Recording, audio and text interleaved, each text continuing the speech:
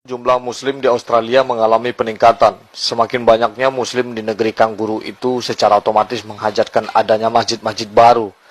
Namun demikian mendirikan masjid baru bukanlah hal yang mudah.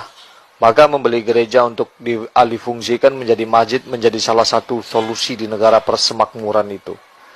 Di Brisbane misalnya saat ini terdapat 10 masjid. Beberapa di antaranya adalah pengalihfungsian gereja menjadi masjid. Sebabnya tidak lain adalah membeli gereja lebih mudah daripada membangun masjid baru. Gereja-gereja yang tidak dipakai dan tidak dikunjungi oleh pemeluk Nasrani itu dibeli kaum muslimin. Setelah itu atribut Kristen seperti salib, patung, Yesus dan lain-lain dibersihkan. Juga dilakukan renovasi secukupnya. Hingga bisa untuk salat jamaah dan aktivitas ibadah lain oleh muslim Australia. Proses alih fungsi gereja menjadi masjid ini jauh lebih mudah daripada pembangunan masjid baru, terlebih setelah terjadinya peristiwa 11 September 2001.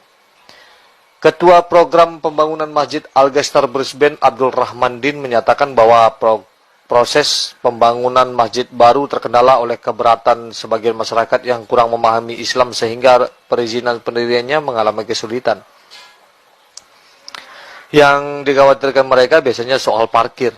Ada juga yang mengira pendirian masjid akan menimbulkan kebisingan karena setiap azan akan menghasilkan suara layaknya gereja membunyikan bel. Mereka takut masjid membunyikan bel atau azan 5 kali sehari secara nyaring. Dan kami bilang kami tidak akan seperti itu, ujar Din. Kenyataan ini membuat muslim Australia, khususnya panitia pembangunan masjid, termotivasi untuk lebih mendakwahkan Islam agar warga Australia semakin paham tentang Islam. Diharapkan tidak hanya mempersilakan pembangunan masjid. Warga Australia juga akan semakin banyak yang masuk Islam. Kesempatan ini terbuka lebar karena seperti penjelasan Din, sekitar 9 dari 10 orang Australia tidak mempraktikkan agama yang mereka anut. Tapi mereka akan berkata kepada kita sebagai Muslim, saya tidak mempraktikkan agama, kamu mempraktikkan ajaran agama kamu dan saya menghormati kamu atas itu. Dan di Leverton, Melbourne terdapat banyak tempat tinggal warga Indonesia yang mayoritas dari Minangkabau, Sumatera Barat.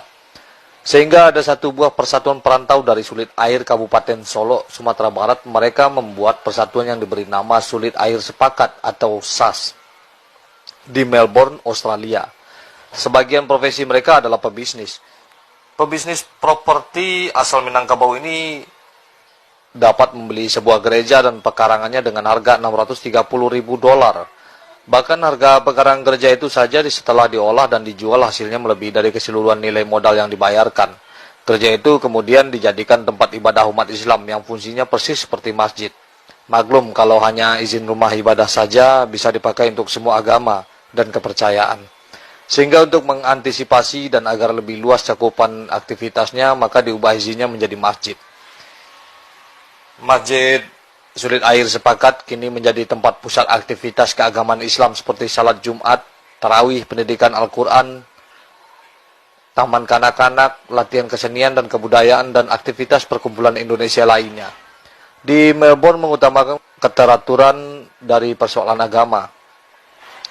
Sebab tempat ibadah pun jika mengganggu ketertiban dan mengganggu hak orang lain akan ditutup. Ada 2 masjid yang dilarang untuk menyelenggarakan salat Jumat hanya karena gara-gara parkir mobil jemaah mengganggu masyarakat sekitar. Pertama, Masjid The Monash University. Masjid ini dibeli dan dibangun oleh kerajaan Saudi Arabia sebagai kompensasi dari donasinya kepada Monash University. Masjid Monash University jauh dari kesan masjid, hanya berupa bentuk bangunan rumah yang digunakan untuk kegiatan ibadah, khususnya salat. Di masjid yang kecil inilah diselenggarakan salat fardu termasuk salat Jumat. Pada suatu saat jamaah salat Jumat memarkir mobil di depan rumah dosen yang mengganggu lalu lintasnya. Kemudian pemilik rumah membuat laporan kepada pemerintah. Nah, tindakan pemerintah Australia adalah melarang salat Jumat di masjid itu, tetapi diperbolehkan untuk salat fardu dan pengajian lainnya.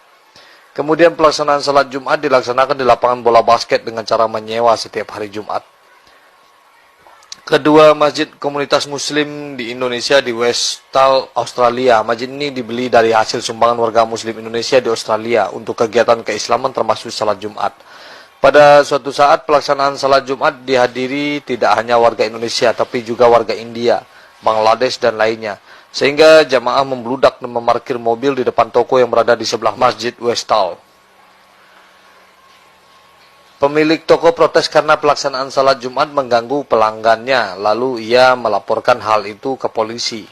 Pemerintah Australia kemudian melarang pelaksanaan salat Jumat di Masjid Komunitas Muslim Indonesia, meskipun aktivitas lainnya yang tidak mengganggu ketertiban masih tetap diperbolehkan.